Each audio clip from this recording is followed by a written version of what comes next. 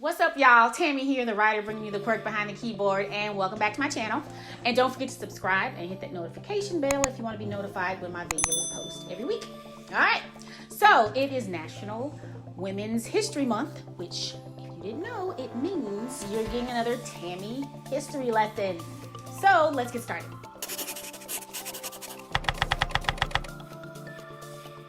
So today we're going to talk about my top 3 women in history.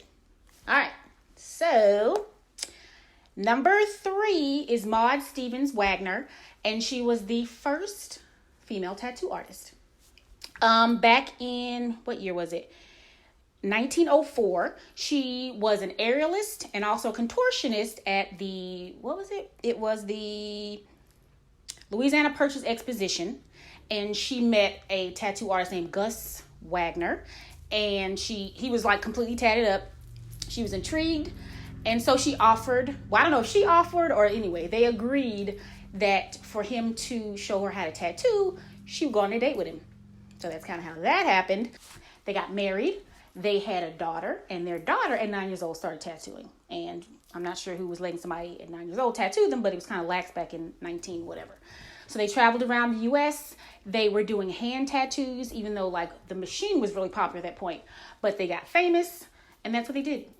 Maude became her husband's apprentice, and they traveled all around the U.S. tattooing people, audience members, and her fellow circus performers. And that's Maude. Number 2, Claudette Colvin. And I didn't realize this until I started doing research for this video, but Rosa Parks wasn't actually the first Black woman to refuse to give up her seat on a bus. Actually, there were several women before her who refused to do so. They were fined, and nobody really talked about it. But Claudette Colvin, at 15, refused to give up her seat. She was handcuffed and arrested and taken to jail. So basically what happened that day, she and her classmates had been talking about the injustices that Black people were dealing with under the Jim Crow segregationist laws. They were talking about Harriet Tubman. They were talking about Sojourner Truth. And so when she got on that bus that day and the bus driver asked her to get up, she was like, no, I'm not doing it. She says, back in those times, we couldn't try on clothes. You had to take a brown paper bag and draw a diagram of your foot and take it to the store. She's like, can you imagine all of that in my mind? My head was just too full of Black history. The oppression that we went through. And she said it felt like Sojourner Truth was on one side and pushing me down, and Harriet Tubman was on the other side pushing me down. And she's like, I couldn't get up. So she refused. She got arrested. So basically what happened after that, she was kind of shunned by her community. She got pregnant. And then the NAACP didn't believe that she was the right fit to be like the spokesperson for this movement. They thought that Rosa Parks, who was actually an NAACP secretary and who looked the part, was a better fit. And so that's kind of how that happened. But there is a book about her written by Philip Hughes that you can check out. And it is called Claudette Colvin, Twice Towards Justice. And I will put the link to that book down in the description box. Check it out. Number 1, Ching Shih. She was a Chinese prostitute who became a pirate. So Ching was born in 1775, and later on, I'm hoping much later, she became a prostitute in a floating brothel in a city called Canton. In 1801, a pirate by the name of Zheng, Z-H-E-N-G, I think he was one of her regulars. He saw her, fell in love with her, and wanted to have her.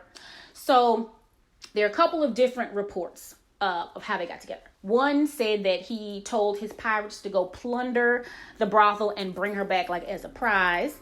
And the other one, which is less exciting, was just he kind of went over there and said, hey, will you marry me? And she was like, okay. Anyway, either way, they ended up getting married, and she ended up like running the Red, what was it called? The Red Fleet with him, which is like basically a bunch of pirates. They started off with like 200 ships, and they ended up with 800 ships, and they ended up with like 1,800 ships and like over 50,000 pirates. In 1807, Zheng died, and at that point, Ching was like, I'm not going back to be a prostitute. So she took up his mantle, and she became the head chick in charge. And she was no joke. She enacted laws and taxes and government. She made sure that all of the prisoners of war were treated humanely, especially the women. If you were considered ugly, you were let go unharmed. If you were beautiful and one of the pirates wanted to get with you, she'd be like, okay, you can do that, but you have to treat her with care and you have to be faithful. And if they didn't do it, then she would execute them. So basically, if they were unfaithful or if there's any type of rape involved, you was gonna die. She was called the Terror of South China. And if you deserted her ship, she would find you and she would cut off your ears. If you resisted her, she would nail your feet to the deck of her ship and she would beat your ass. She was nuts.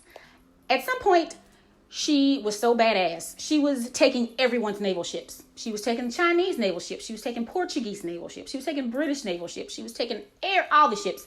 And finally, the Chinese government was like, can we all just get along? Like, what can we do for you to stop doing this? So they allowed her and her other pirates amnesty. And after that, she was like, okay. So she married her second in command. She quit the pirating business. She had a kid, and she ended up owning a gambling house back in her hometown. And that's how it ended.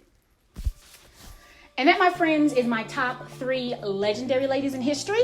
Ladies, rock on. Men, do what you can. And I'll see you next week.